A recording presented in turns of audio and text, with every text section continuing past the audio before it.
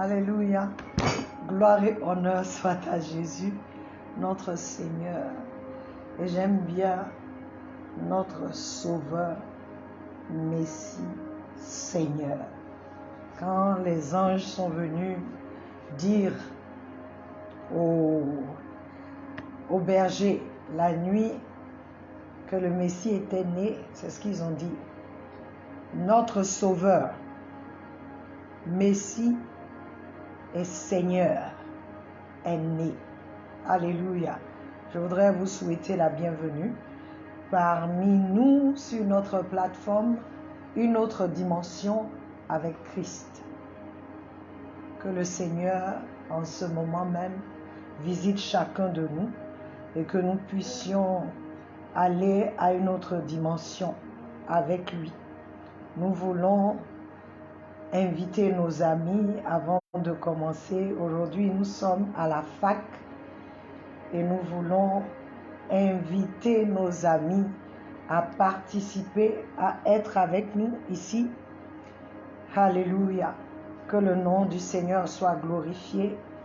Nicole, Bénédicte Gon, que Dieu vous bénisse. Alléluia. Et nous voulons inviter nos amis. Ce que je suis en train de faire, inviter, car nous avons beaucoup de questions, beaucoup de belles questions. Alléluia. Gloire soit rendue à Dieu. Je nous donne quelques secondes pour inviter nos amis et ensuite nous allons commencer par la prière, car nous ne pouvons rien faire sans la prière. Béni sois-tu, ô Dieu, toi qui règnes, toi qui es Seigneur, toi qui n'as pas changé, toi qui es le même hier, aujourd'hui, éternellement, toi qui es avec nous, toi qui réponds. Lorsque nous t'invoquons, tu réponds, Seigneur. Béni sois-tu. Prends ta place en ce lieu. Que Jésus soit élevé, que Jésus soit magnifié. Seigneur, nous prions que toi-même, tu conduises toutes choses. Tu conduises toutes choses, tu fasses toutes choses. Alléluia. Masereboko shakamreto. Risetele baba konto korekante. Ribronto rossi la makota brenta koshita. Yela baba konta krendo robossi. Ibrenta kura kita lusa. Mande brelebo sharibo konto. Ribre sare makoto rabakita. Que toi-même tu sois élevé, ô Dieu. Que tous voient que tu es Seigneur. Que tous voient qu'il n'y a aucun autre comme toi. Que tous voient, Seigneur, que hormis toi, il n'y a aucun autre Dieu. Mon âme te bénit, mon âme t'exalte. Mon âme te bénit, Seigneur, pour ta grandeur, pour ton amour, pour qui tu es, Seigneur. Reçois la gloire, reçois la magnificence, reçois ma vie, Seigneur. Et sois élevé, reçois la vie de mon frère, de ma sœur qui se connecte. Et sois élevé, sois glorifié. Alléluia. Béni soit le nom de notre Seigneur, le roi de gloire. C'est lui qui ne change pas. C'est lui qui est le même hier et aujourd'hui. C'est lui qui est appelé Dieu. Alléluia.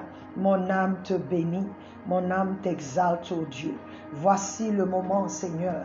Nous prions que tu prennes ta place, que tu te glorifies toi-même, Seigneur.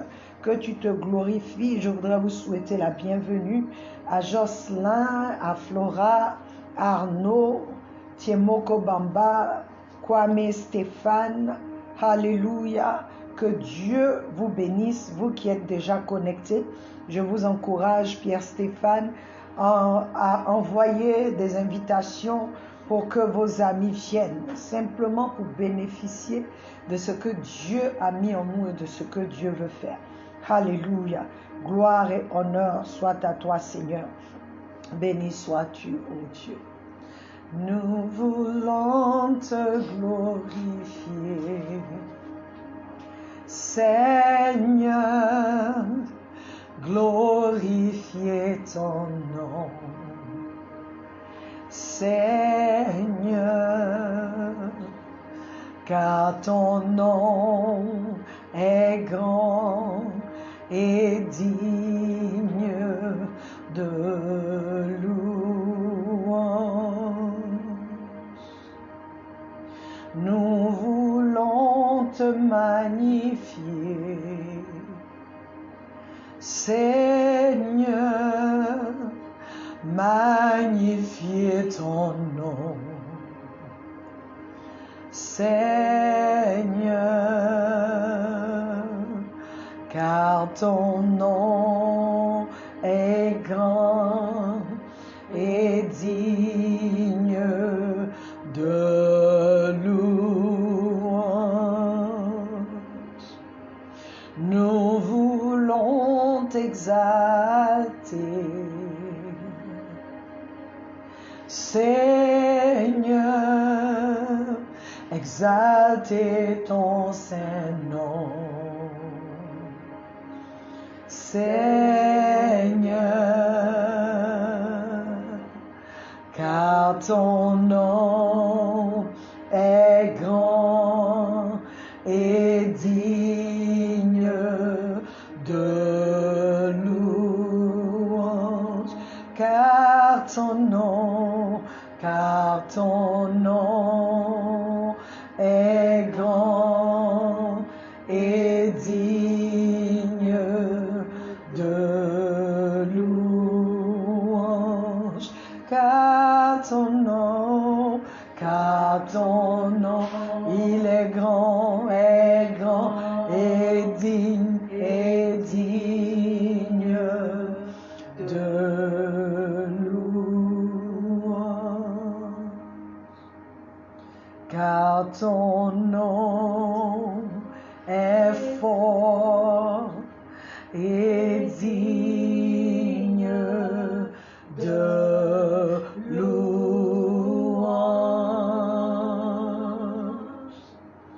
car ton nom est puissant et digne de louange. Seigneur, c'est notre confession. Ton nom est digne et grand. Ton nom est puissant et grand. Ton nom est grand. Aucun autre nom par lequel l'homme peut être sauvé. Il n'y a aucun autre que le nom de Jésus. Le nom de Jésus est grand. Le nom de Jésus est grand. Le nom de Jésus est grand. Oui, le nom de Jésus est grand. Plus grand que les montagnes, plus grand que les étoiles. Le nom de Jésus est grand. Plus grand que les montagnes, plus grand que les étoiles. Le nom de Jésus est grand. Il renverse les murailles. Il déplace les montagnes. Le nom de Jésus est grand. Il renverse les murailles. Il déplace les montagnes. Le nom de Jésus est grand. Il donne la vie aux morts. Il donne la vue aux aveugles.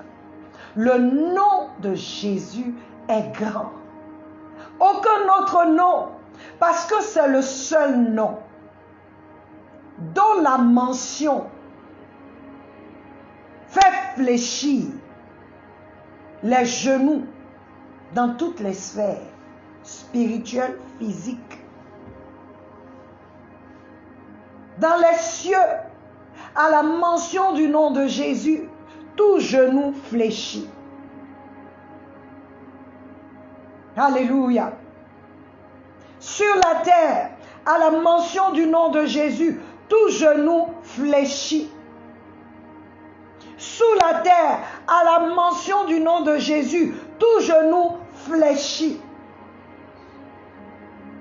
Dans ta situation, tout ce que tu dois faire, invoque Jésus. Toi qui as mis ta confiance en lui, les choses fléchiront. Car en son nom, les malades sont guéris. Nous l'avons vu avec Pierre et Jean, lorsqu'ils allaient à la maison de Dieu pour prier. La Bible nous dit qu'ils ont rencontré un aveugle qui était assis. Un homme, pas aveugle, un homme qui était impotent, paralysé, qu'on venait déposer tous les jours devant la synagogue. Et qui réclamait des aumônes. Pierre et Jean, au nom de Jésus, l'ont guéri parce que Pierre dit, pourquoi vous nous regardez comme si nous étions des extraterrestres? En un mot, je paraphrase. Il dit, mais c'est au nom de Jésus que nous avons fait ça. Je veux t'encourager, mon frère, ma soeur. Tiens ferme. Le nom de Jésus est puissant pour détruire les forteresses. Le nom de Jésus est puissant pour renverser les murailles. Le nom de Jésus est puissant. Alléluia. Le nom de Jésus est puissant pour faire l'impossible. En son nom, les stériles enfantent. En son nom, les aveugles voient. En son nom, les lépreux sont purs. En son nom, les boiteux marchent. Mais qu'est-ce qu'il ne peut pas faire? Quel autre nom? Tu as déjà entendu le nom de quelqu'un qui a pu faire ça? Je t'invite à accepter le don de vie que Jésus nous a fait. Parce que si tu le reçois, il te donne son nom pour faire de grandes choses. Que le nom du Seigneur soit béni, que le nom du Seigneur règne en ce lieu, sur cette plateforme, dans ta maison, dans ta famille. J'invoque le nom de Jésus. Alléluia. Alléluia. Le nom de Jésus est grand. Et là, c'est un chant de Yada. Alléluia. Que Dieu la bénisse. Nous allons sans plus tarder commencer. Ruth Oriane, bienvenue. Yada, bienvenue. Nous avons assez de questions. Et nous sommes heureux.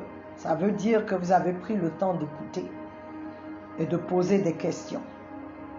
Alors aujourd'hui, nous commençons par Mohamed Camara Libreville. Bonjour pasteur. Adorer Dieu, c'est aussi respecter sa parole. Comment expliquez-vous ce passage? Lévitique 11, 1 à 8. Je vais paraphraser pour vous, je vais summarize, je vais vous donner un petit résumé.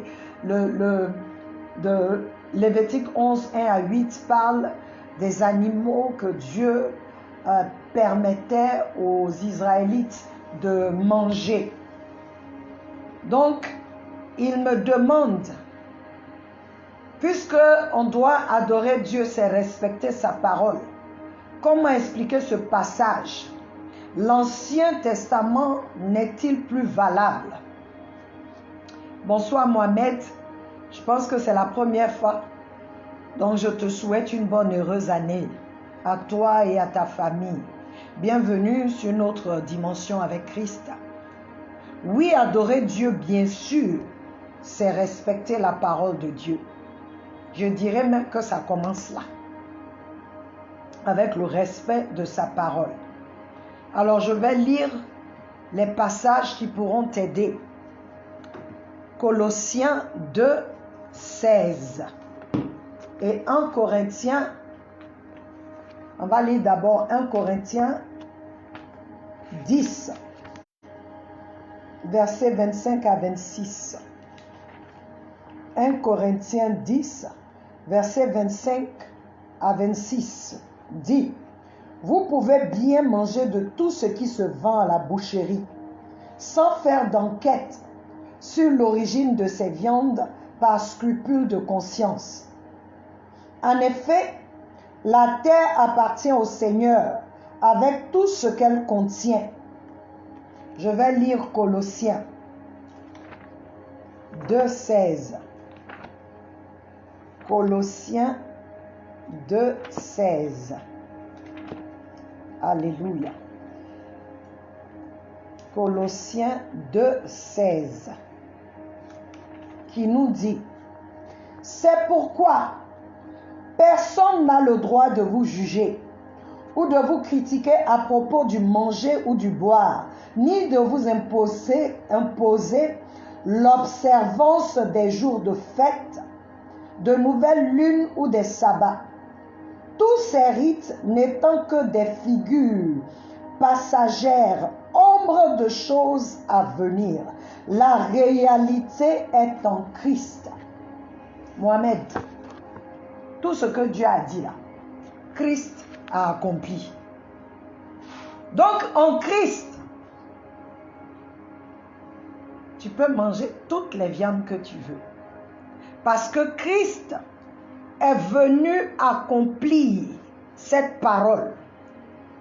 Dieu a donné des interdits et commandements pour prouver à l'homme qu'il était incapable de les respecter à cause de la force du péché sur l'homme. C'est en cela que Dieu le Père a donné son Fils unique, Dieu le Fils, afin que quiconque croit en lui ne périsse point, mais ait la vie éternelle. Quiconque croit en lui ne soit plus sous la loi. Quiconque croit en lui ne soit plus sous la domination du péché. En Christ, nos dettes ont été payées et la force du péché a été abolie dans nos vies. Donc nous sommes dans une nouvelle alliance qui est basée sur le sang de l'agneau que Dieu lui-même s'est pourvu, c'est-à-dire Jésus-Christ, le Sauveur, le Messie et le Seigneur. Oui, l'Ancien Testament n'est plus valable car il était l'ombre des choses à venir et ces choses sont venues en Christ. L'Ancien Testament, ce que Dieu demandait, l'Ancien Testament a été accompli par Christ. Donc aujourd'hui, si tu veux vivre selon ce que l'Ancien Testament, selon ce qui est écrit dans Lévitique, selon ce que Dieu a interdit ou recommandé, ça veut dire que toi, le sang de Jésus ne peut rien faire pour toi. Ça veut dire que c'est par ça que tu seras jugé. Or, il est prouvé que sous la loi, c'est le péché qui règne. Mais en Christ, c'est la vie qui règne. Alléluia. Mange tout ce que tu veux manger. Sauf l'homme. Et sauf ce que ta conscience s'élève contre. C'est pourquoi Paul dit, quand vous allez acheter la viande au marché, ne demandez pas. Parce que si tu vas demander, qu'on te dit c'est une viande qui a été sacrifiée aux idoles, je n'en mangerai pas. Parce qu'il y a des rituels qui ont été faits sur cette viande. Il dit, va acheter ta viande, prépare, bénis la nourriture et mange. Alléluia. N'oublie pas que l'adoration que Dieu agrée ou agrée est une adoration qui est faite dans la vérité, pas dans l'ombre. Tu ne peux pas adorer Dieu comme aujourd'hui. Les Israélites, je ne pense pas, après que le temple soit détruit, qu'ils aient un autre temple où ils peuvent offrir encore ces holocaustes, ces viandes aux prêtres. Parce que la vraie chose est venue. Et cette vraie chose-là s'appelle Jésus-Christ, le Fils unique de Dieu. Alléluia. Adore Dieu en vérité et en esprit. Et la vérité, c'est connaître la parole de Dieu, connaître la mouvance de l'esprit, connaître ce que Dieu dit, ce qui est d'actualité. Sois béni. Très belle question.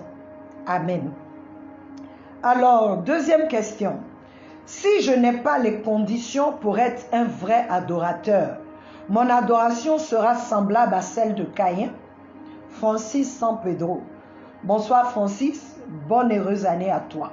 Tout d'abord, tout ce dont tu as besoin pour être un vrai adorateur du vrai Dieu est disponible. Parce que quand on dit, si je ne remplis pas les conditions, la seule condition, c'est que tu n'as pas accepté Christ. Mais si tu as Christ, tout est rempli pour que toi et moi, nous puissions donner une adoration vraie au Dieu vrai. Reconnaître Christ comme son Seigneur et Sauveur, c'est la condition. Obéir à la parole de Dieu et se soumettre au Saint-Esprit comme guide et aide. Caïn avait tout parce que Dieu, même s'ils étaient sous la loi, ils n'étaient même pas encore sous la loi, même s'ils étaient dans une autre dynamique où ses parents étaient chassés, il est né dans le péché, Dieu a pourvu un moyen pour eux de s'approcher de lui.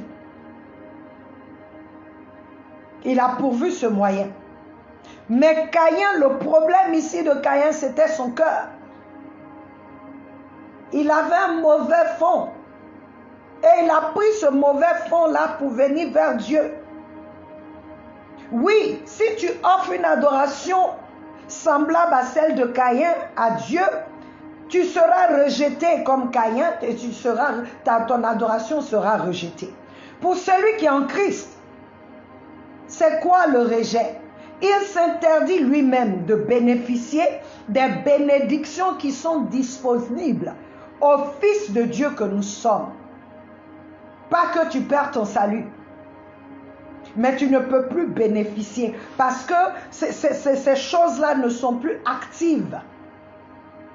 Beaucoup parmi nous luttons et souffrons parce que persécutés, pas parce que persécutés par Satan, mais à cause de notre manque de révérence à l'endroit de notre Dieu.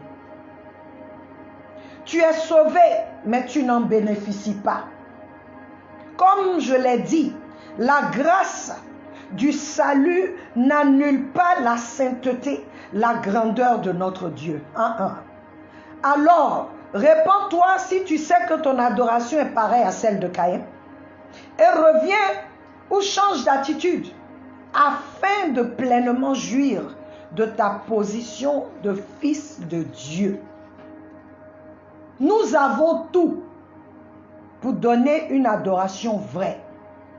Et comme je l'ai dit, notre adoration commence dans notre cœur, notre attitude de cœur. Tu peux donner des milliards pour ceux qui donnent, qui viennent et souvent donnent des milliards, ça dit là, ils en ont, ils donnent. Mais ces personnes sont rejetées devant Dieu parce que l'attitude de leur cœur, il n'y a pas de révérence, il n'y a pas de crainte de Dieu. Et je veux que tu saches, Dieu t'accepte d'abord avant d'accepter ton offrande. Faisons attention. La Bible dit que Dieu rejeta Caïn et son offrande. Il n'a même pas dit son offrande d'abord. Parce que la première offrande, c'est toi, c'est moi. Comme je vous l'ai dit. Nous sommes cette première offrande. Si Dieu ne m'accepte pas, il n'agrippe pas à mon offrande, à ce que je lui offre, la vie que je lui offre, le style de vie que je lui offre, tout ce que je vais donner est sans effet. Alléluia. J'espère que tu as compris. C'est Francis San Pedro. Sois béni. Troisième question. Bonsoir pasteur. Je vous écoute pour la première fois, alors mes questions. Qui peut adorer? Où adorer? Comment adorer? Et quand devons-nous adorer? Nouveau chrétien Cameroun. Nouveau chrétien Cameroun, je veux te dire que je t'aime déjà. Que Dieu te bénisse. Bienvenue sur notre plateforme, une autre dimension avec Christ. Et bienvenue dans la famille de notre Seigneur Jésus.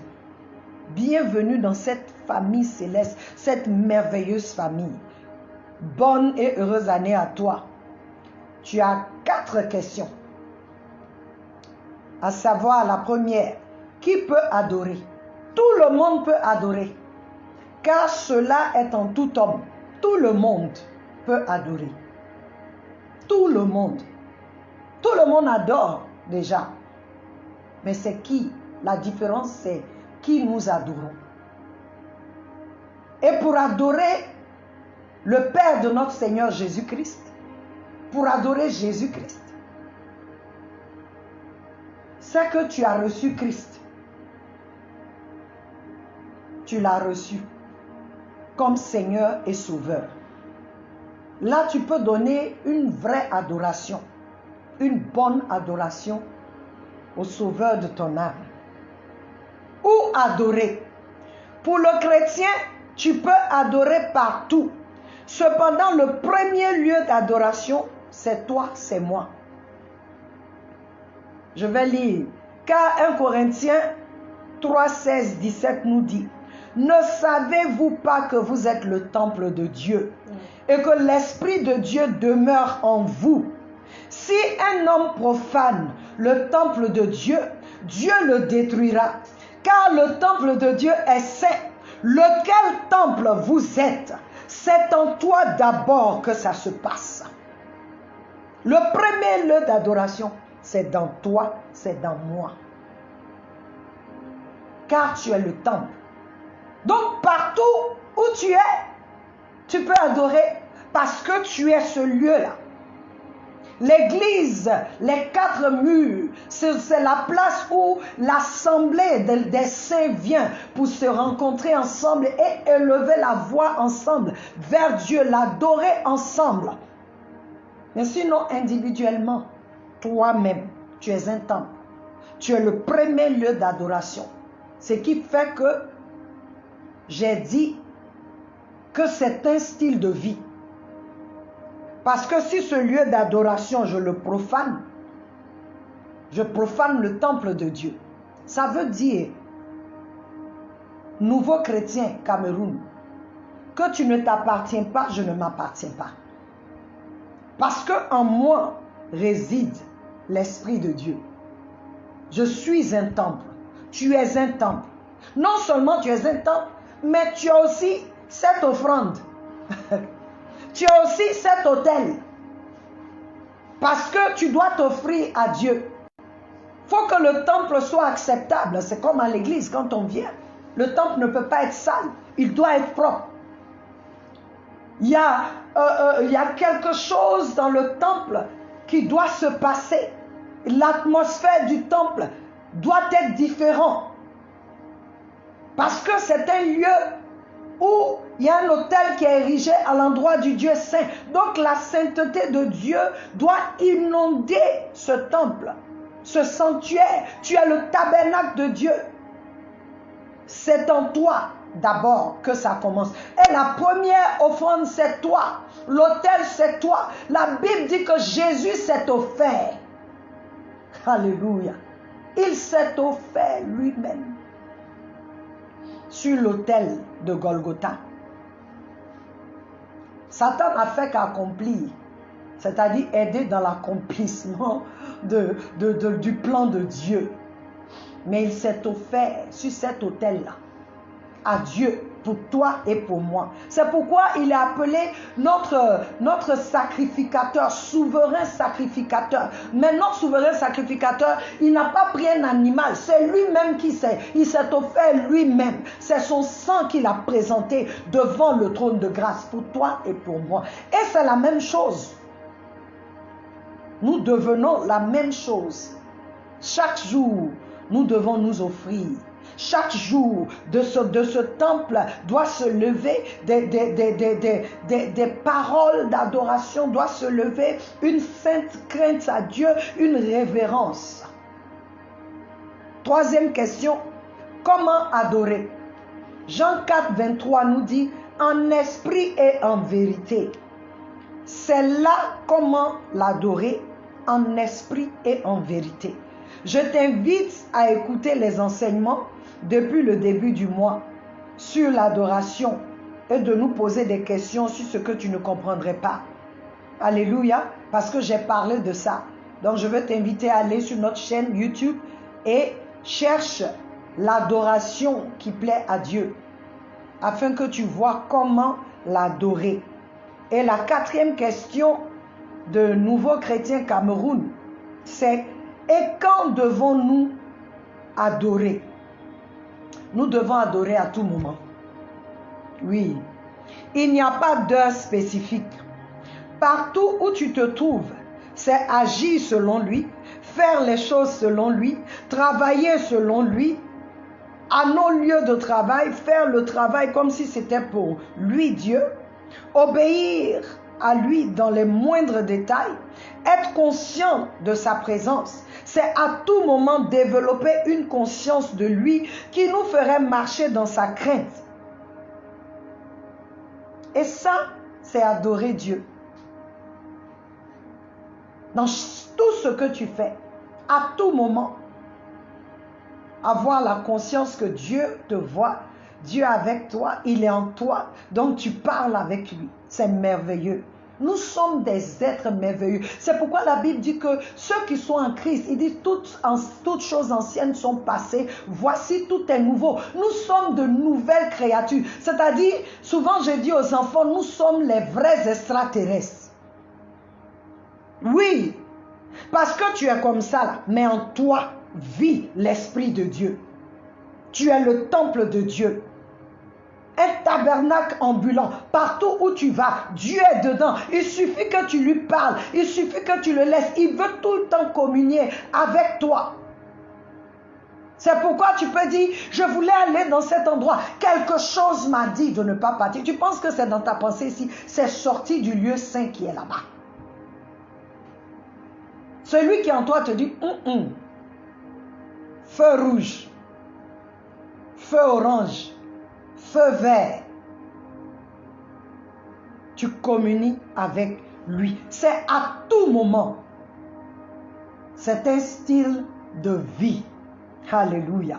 Sois béni, Nouveau Chrétien Cameroun. J'espère que tu vas me donner ton nom parce que déjà, je sens, comment on appelle ça, non seulement une joie que tu sois dans la famille, mais je sens un peu une attirance.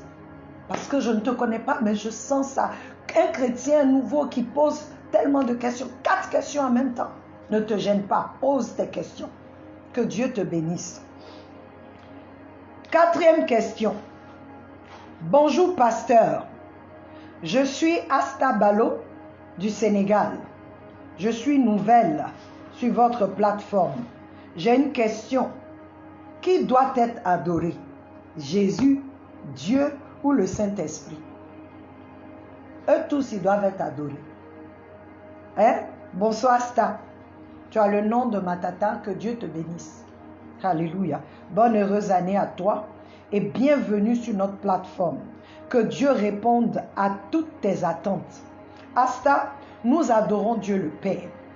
Nous adorons Dieu le Fils. Nous adorons Dieu le Saint-Esprit. Pourquoi? Parce qu'ils sont Dieu. La Bible, nous croyons à la Trinité. Nous croyons à Dieu le Père, Dieu le Fils, Dieu le Saint-Esprit. Et je veux que tu saches que depuis la création, Dieu le Père, Dieu le Fils, Dieu le Saint-Esprit étaient ensemble. Même pour créer l'homme, il dit faisons l'homme à notre image. Ça veut dire que il s'est nous noyé, si on peut le dire, nous. Faisons l'homme à notre image. Donc, notre Dieu est trinitaire, mais un, c'est-à-dire uni. Alléluia. Tu peux lire Genèse 1:1 qui dit au commencement Dieu créa. Il dit Dieu. Parce qu'ils sont un. Il n'y a pas de confusion. Alléluia. Et je veux encore te donner 1 Corinthiens 12, 4 à 7, nous parle encore de la Trinité et la fonction de chacun. J'aimerais que tu lises ça, que tu vois que Dieu le Père organise tout, Dieu le Fils administre, il appelle chacun, il donne un appel à chacun, et Dieu le Saint-Esprit nous donne, comment on appelle ça, la puissance de pouvoir accomplir notre appel dans le but d'accomplir le plan de Dieu. Donc, Dieu le Père doit être adoré. C'est comme si je viens dire, oh Père, merci parce que tu m'as tellement aimé que tu as envoyé ton Fils unique sur la croix pour me sauver. Je parle au Père. Mais je veux que tu saches, chaque fois que tu adores l'un, tu adores les trois. Parce que il n'y a pas un qui fait une œuvre sans l'autre. Ils sont tellement unis. Et il n'y a pas de confusion dans la Bible. Dieu le Père, Dieu le Fils, Dieu le Saint-Esprit. Sois béni, Asta. J'espère que tu as compris et tu peux encore nous poser des questions. Question 5. Bonjour, pasteur. Je ne comprends pas ce verset sur l'adoration. Ecclésiaste 5, 1 à 2. Je voudrais qu'on lise cela. Qui a sa Bible en français? Parce qu'ici, je n'ai que le Nouveau Testament et l'autre Bible est en anglais. La Bible en français, Ecclésiaste 1 à 2. Bonsoir Franck Stanislas Riviera Gloff. Que Dieu te bénisse. Bonne heureuse année à toi. Je pense que c'est la première fois aussi. Ecclésiaste 5, versets 1 à 2. Qu'est-ce qu'il dit? Prends garde à ton pied. Prends garde à ton pied. Lorsque tu entres dans la maison. Lorsque tu entres dans la maison de l'Éternel. Approche-toi pour écouter. Approche-toi pour écouter. Plutôt que pour offrir le sacrifice des insensés. Plutôt que pour offrir des sacrifices des insensés. Car ils ne savent pas ce qu'ils font. Car ils ne savent pas ce qu'ils font. Verset 2. Verset 2. Ne te presse pas d'ouvrir la bouche. Ne te presse pas d'ouvrir la bouche. Et que ton cœur ne se hâte pas d'exprimer une parole devant Dieu. Et que ton cœur ne se hâte pas d'exprimer une parole devant Dieu. Car Dieu est au ciel. Car Dieu est au ciel. Et toi sur la terre. Et toi sur la terre. Et que tes paroles soient donc peu nombreuses. Et que tes paroles soient peu nombreuses. Verset 3. Non, verset 2. Ce verset, pour ne pas dire ces versets, nous disent tout simplement de faire attention dans ta manière d'approcher Dieu. Oui. Aujourd'hui, à cause de la grâce, lorsque nous venons même ensemble, il n'y a pas de révérence. Il dit fais attention. Il nous exhorte à révérer Dieu pour ce qu'il est.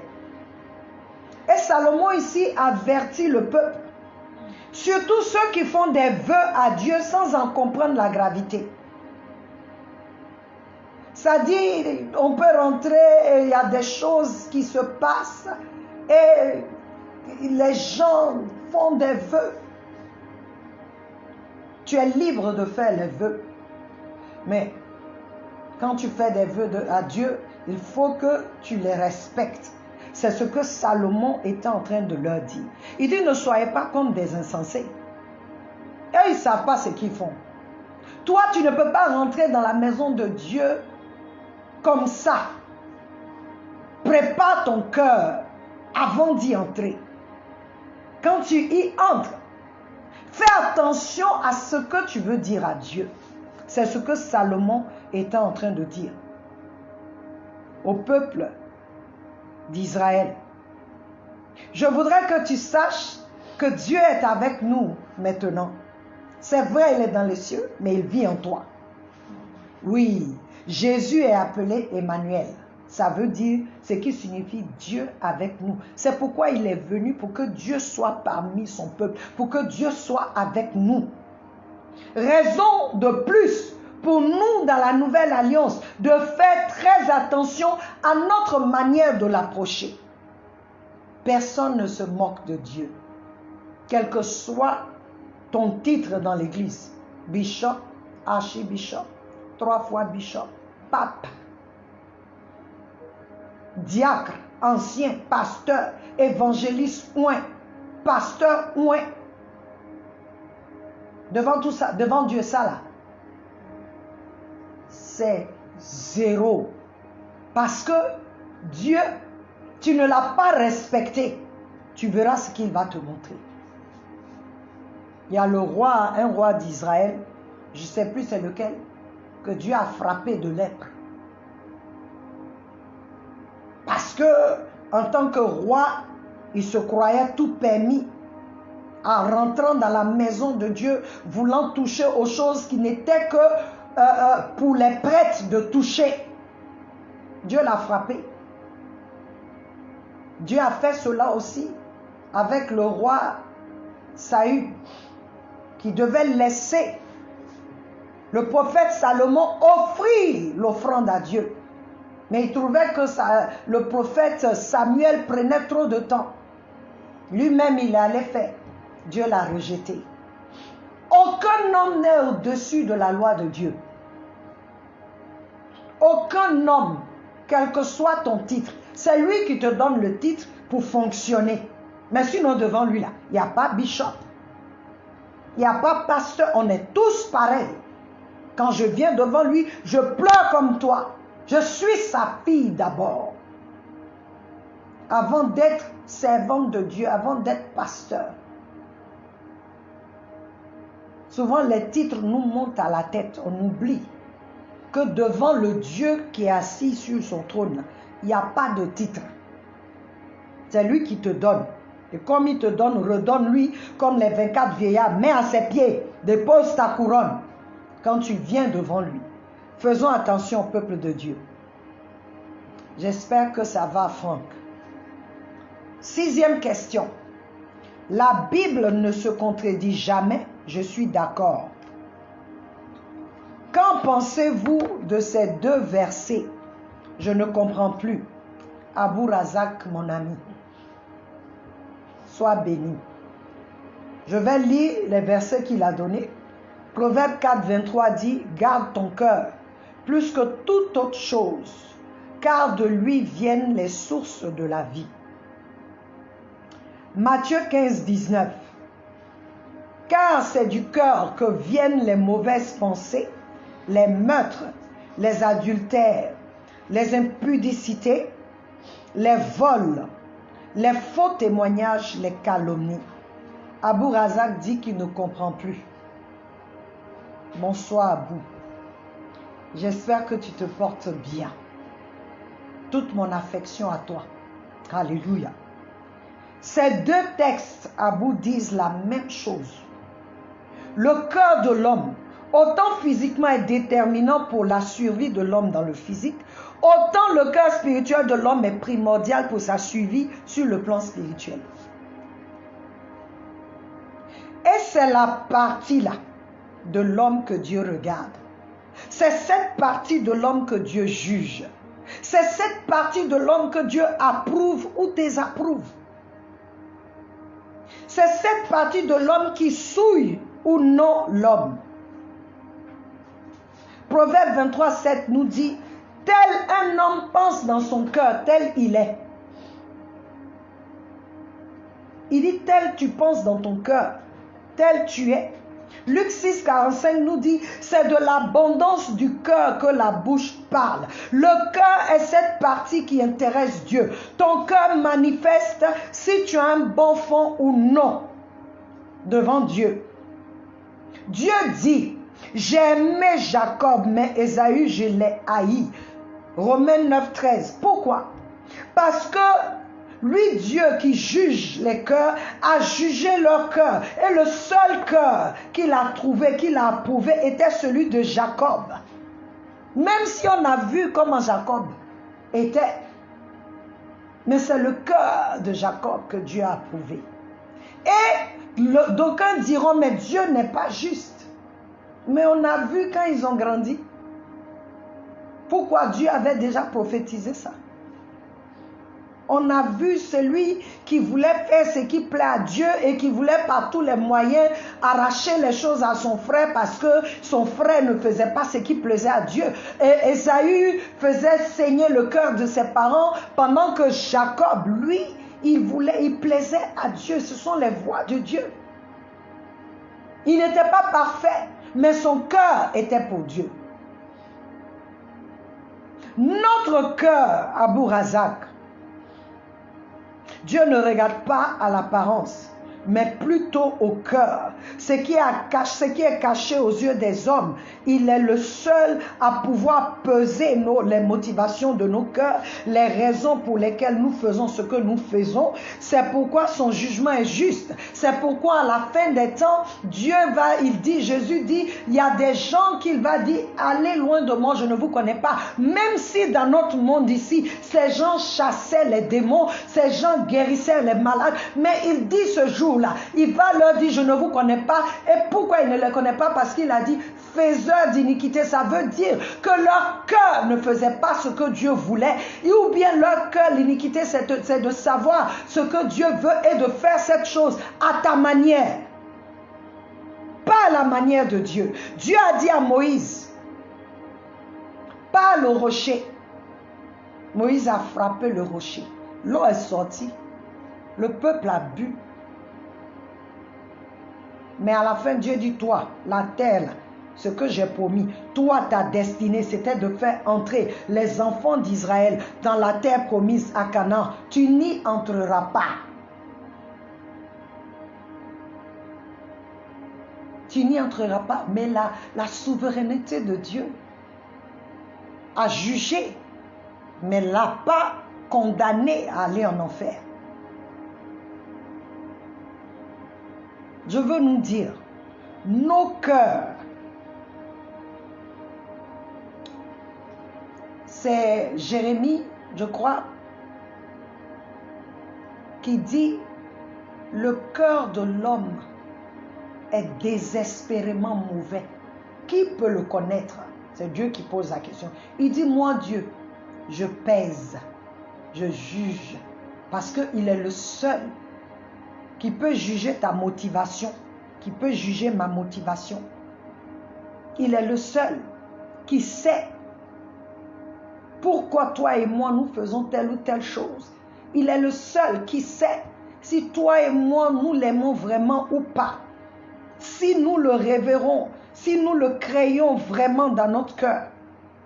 Le premier verset, comme tu l'as dit, garde ton cœur, nous ouvre les yeux sur le fait que nous devons prendre une ferme résolution concernant notre cœur, à savoir veiller sur lui, nous assurer qu'il plaît à Dieu et nous assurer que nos cœurs craignent Dieu. Je voudrais nous dire que la seule chose capable de garder, préserver, transformer nos cœurs est la parole de Dieu.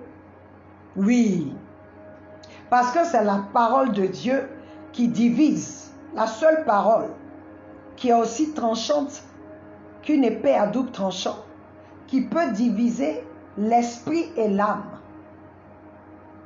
la moelle et les jointures, qui pèse, alléluia, qui pèse nos motivations.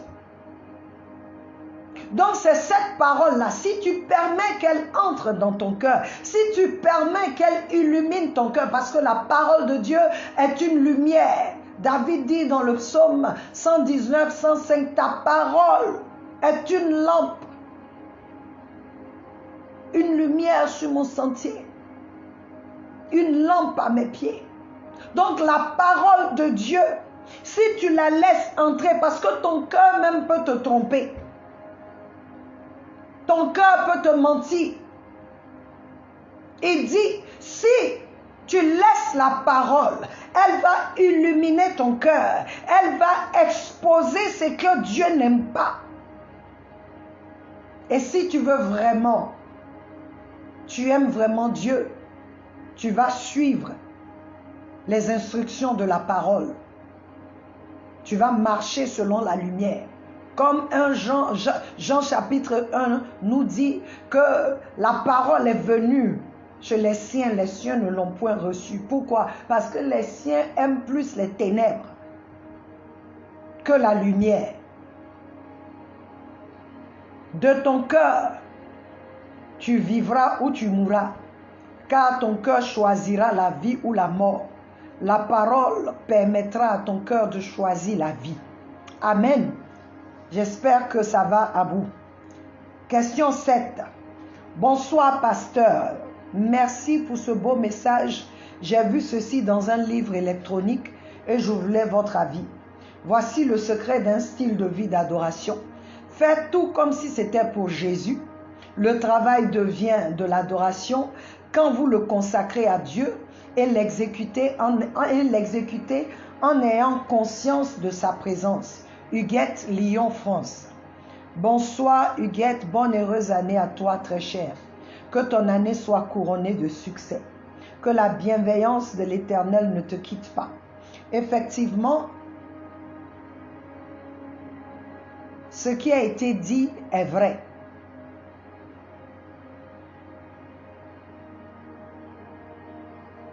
Lorsque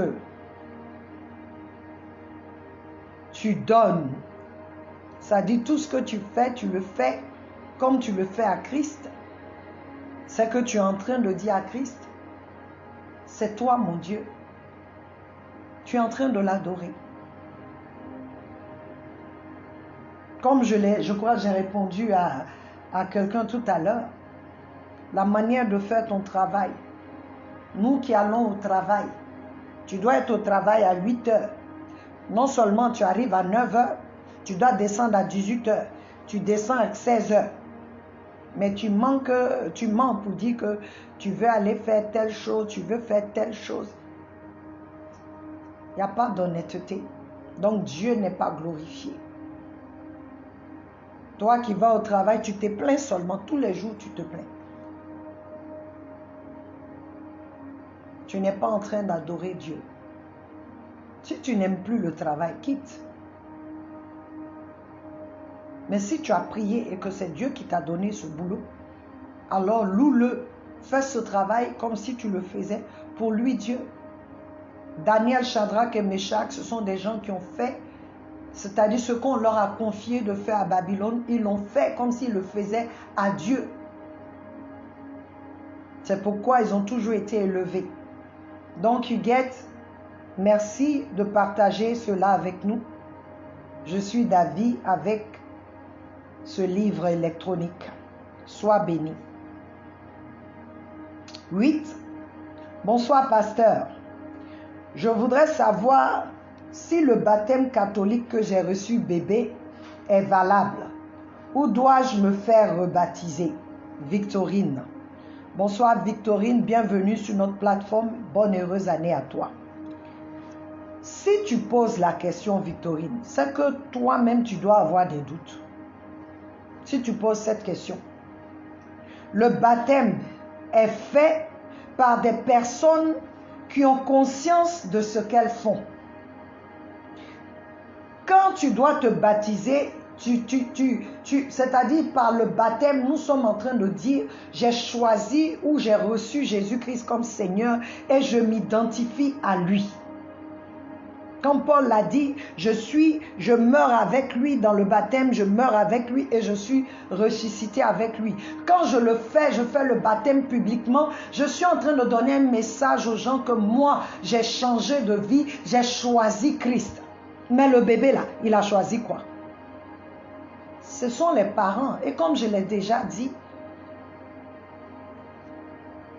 pas que c'est biblique. Mais je comprends ce que les catholiques font. Parce que quand ils te baptisent bébé, après, tu dois faire la confirmation. C'est là où on fait la catéchèse pour t'expliquer les choses. Chez nous, quand je dis chez nous, c'est-à-dire chez les évangéliques, les protestants, nous dédions l'enfant à Dieu quand il est né.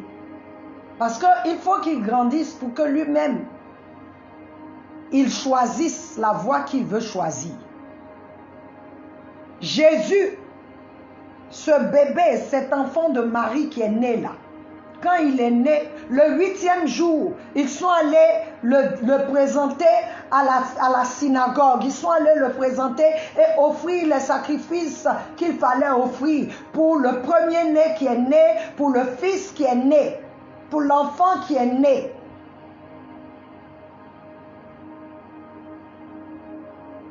À 30 ans, Jésus s'est baptisé. Je crois à 30 ans, parce qu'il a commencé son ministère.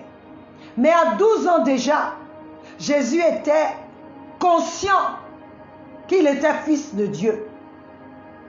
Et cela s'explique quand il est allé avec ses parents adorer à Jérusalem. Il est resté derrière, les parents sont partis. Ils discutaient quand ils sont venus le chercher. Il dit, ne savez-vous pas que je dois m'occuper des affaires de mon père? Ça veut dire qu'à l'âge de 12 ans, un enfant peut comprendre. Mais à 12 ans déjà, il voulait commencer. Mais ce n'était pas le temps.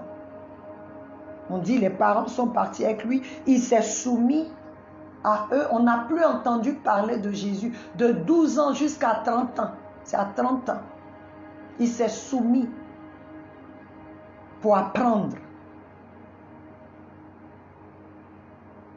Bon, ma soeur, je sais que tu as des doutes. C'est pourquoi tu poses la question. Maintenant que tu comprends la chose, tu peux aller te rebaptiser. Sinon, tu es sauvé. Hein? Si tu as accepté Jésus-Christ comme Seigneur. Mais si maintenant toi tu sens que bon, je n'ai pas fait cet acte-là, et le baptême c'est pas immersion, hein.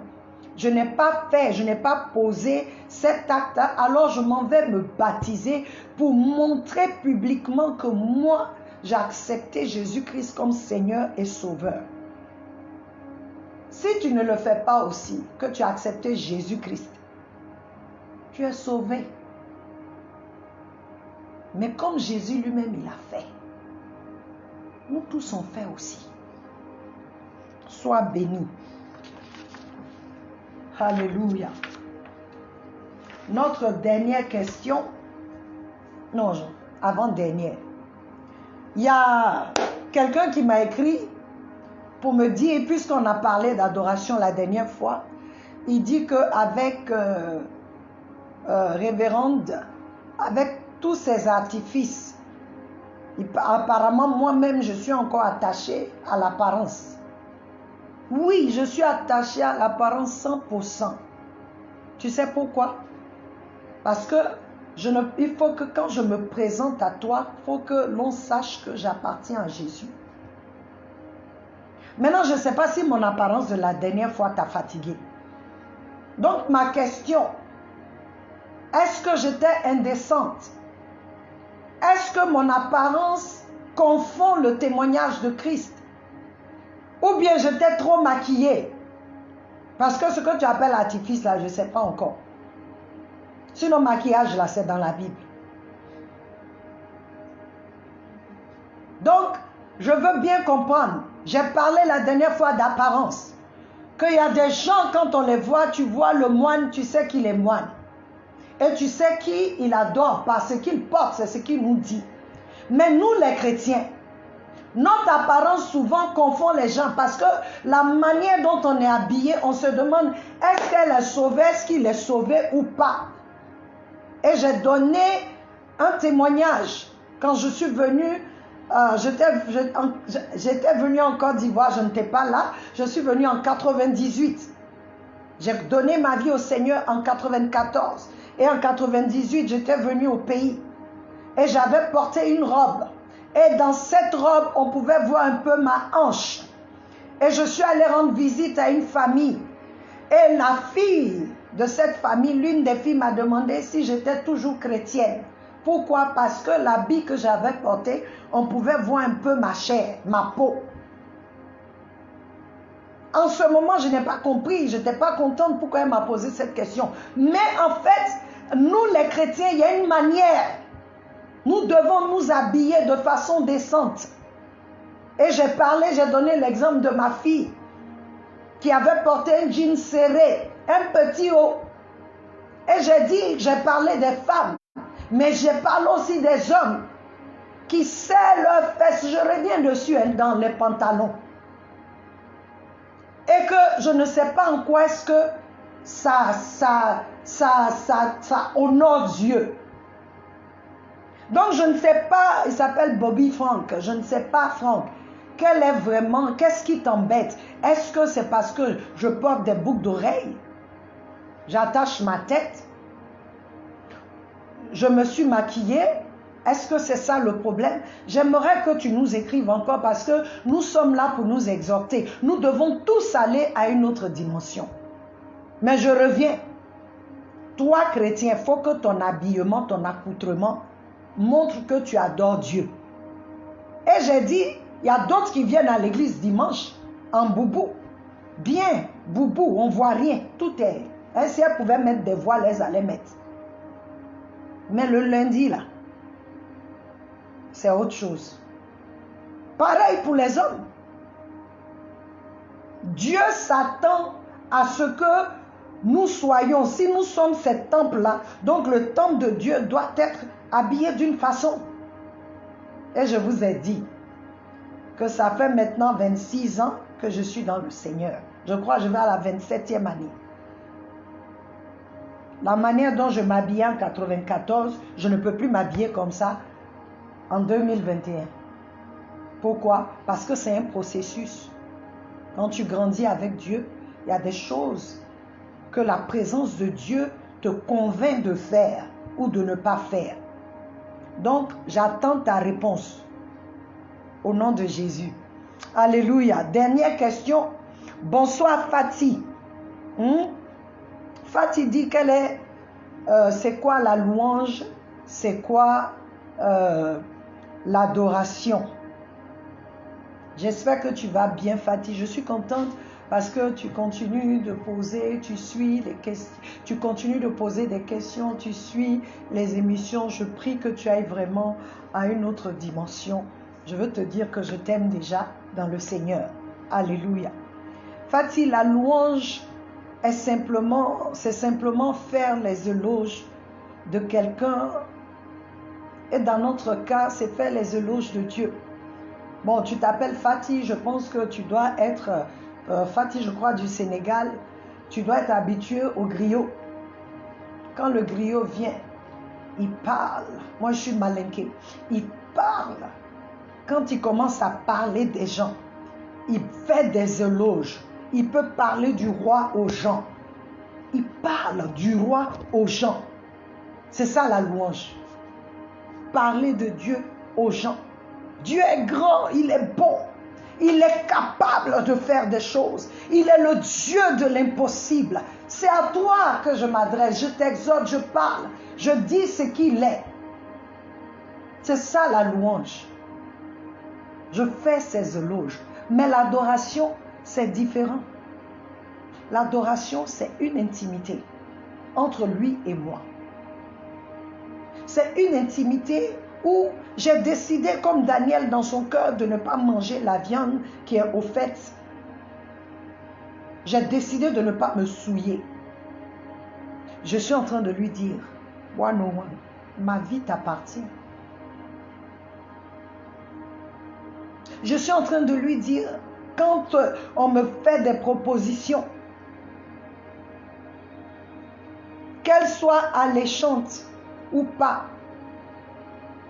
mais quand elles sont contraires à la volonté de Dieu pour ma vie, ou à la parole de Dieu, et que je dis, je ne suis pas intéressée, je suis dans une adoration, je suis en train de lui dire, c'est toi que je veux.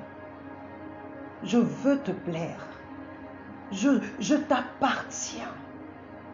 Seigneur, c'est toi que je veux.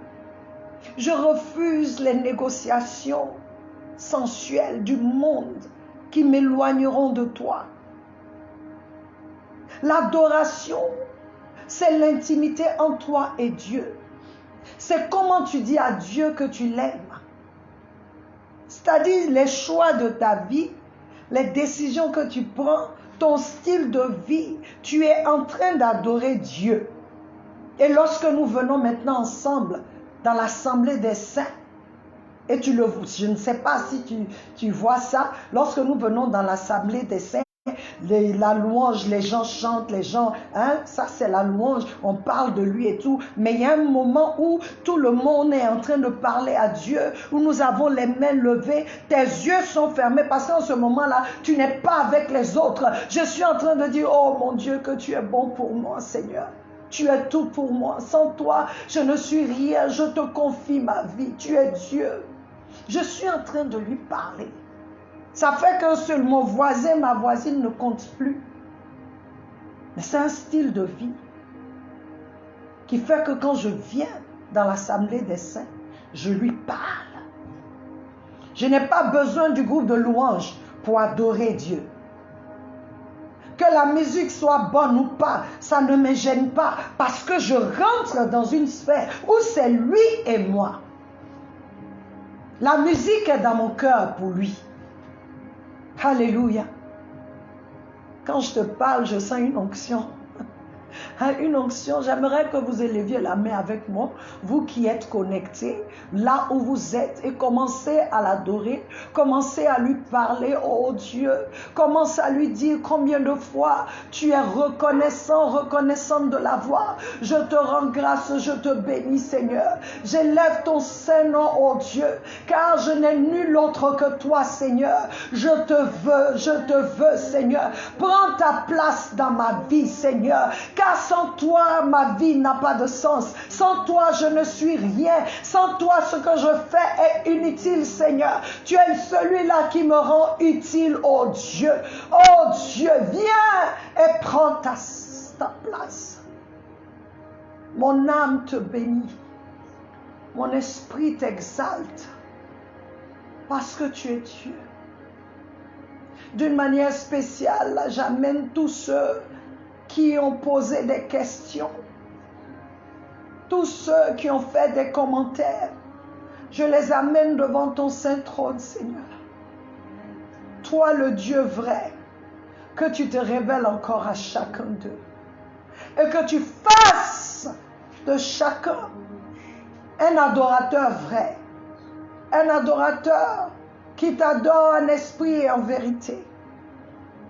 Chacun, que notre façon d'adorer change, que nous allions à une autre dimension de notre adoration, que notre adoration soit basée sur la vérité, Seigneur, que notre adoration soit basée sur la connaissance que nous avons de toi, sur la révélation de toi que tu nous as donnée. Seigneur, que tu amènes les chrétiens, le corps du Christ, oh Dieu, à être, Seigneur, des adorateurs vrais, du Dieu vrai, afin que nous soyons cet tabernacle ambulant, nous soyons ces offrandes, Seigneur, qui ont une bonne odeur à tes narines, Seigneur, que nous puissions être des témoins de Christ partout où nous allons, parce que nous sommes ton temple, parce que nous sommes cet autel. Par nous, Seigneur, tu peux guérir, par nous, Seigneur, tu peux sauver, par nous, Seigneur, tu peux faire de grandes choses. Que l'Église, oh Dieu, aille à cette dimension, afin qu'elle accomplisse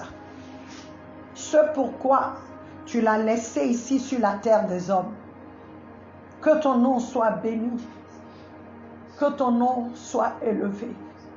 Seigneur, tout ce que je cherche dans ma vie, c'est que toi, tu prennes ta place pleinement dans le temple que je suis.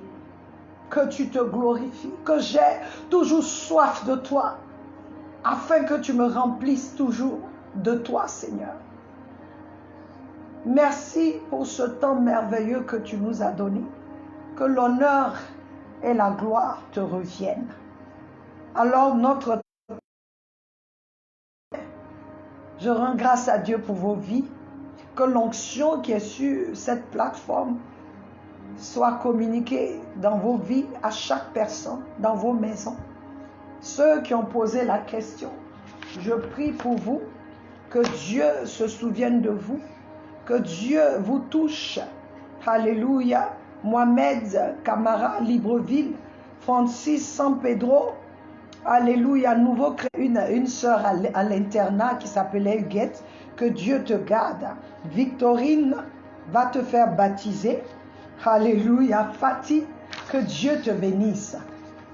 Alors, nous allons commencer un autre chapitre le mardi prochain.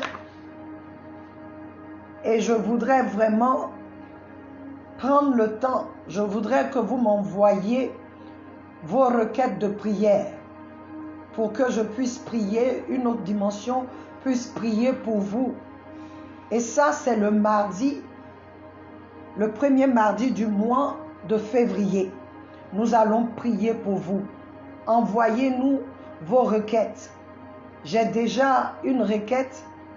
Quelqu'un qui m'a envoyé une requête, je vais prier pour elle, une de nos filles que le Seigneur, elle a appliqué, elle a mis des choses dans des endroits et elle a besoin d'aller étudier en Europe. Je veux que tu saches que nous avons prié pour des gens ici sur une autre dimension qui se trouvent en Europe. Je voudrais seulement te dire que Dieu est capable et que là où tu as déposé tes dossiers, que la faveur de Dieu visite les décideurs, visite leur cœur et que comme Esther, tu aies la faveur à leurs yeux. Si tes dossiers étaient en bas, je prie que les décideurs n'aient plus la paix, mais qu'ils trouvent ton dossier et qu'ils te donnent ce dont tu as besoin au nom de Jésus. Alors, merci pour votre temps. Soyez bénis au nom de Jésus. Amen.